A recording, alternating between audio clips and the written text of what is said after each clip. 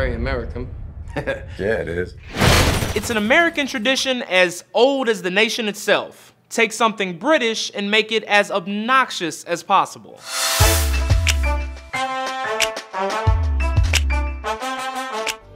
Us Southerners get our good manners from the British. I was thinking, ain't that a pity? Y'all ain't keep nothing for yourself.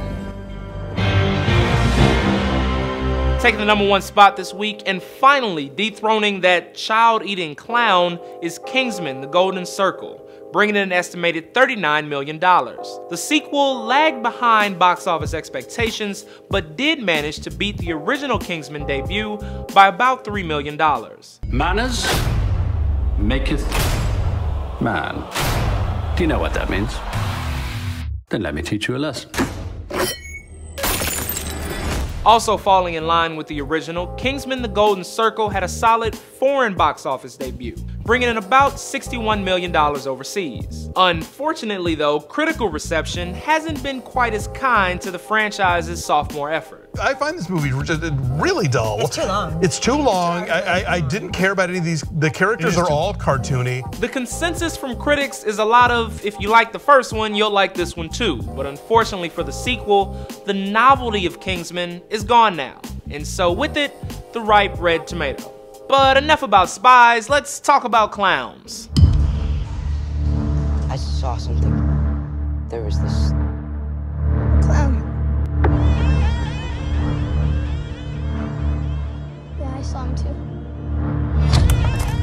After 2 weeks at #1, It has finally dropped a spot, bringing in an estimated $30 million in its 3rd week out. While this was essentially a foregone conclusion after the huge debut, It is now officially the highest grossing R-rated horror film of all time, both domestically and worldwide. The power of Christ!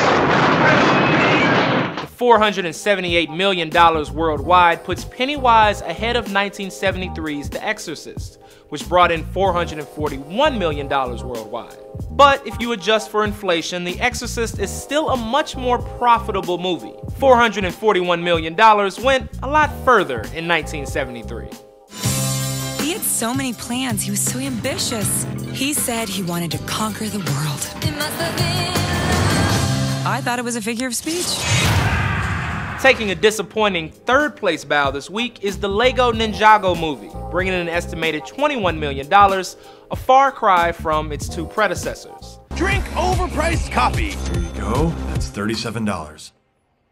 Awesome! Everything is awesome. The original Lego movie was an all-star kids flick, bringing in an estimated $69 million in its debut and carrying a 96% on the tomato meter. The follow-up, Lego Batman movie, was similarly praised and brought in about $53 million in its opening.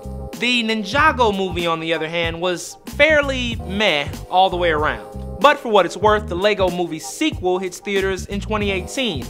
And I think if we all try really hard, we can pretend this never even happened. As for next week, What's going on? I would like you to stop my heart.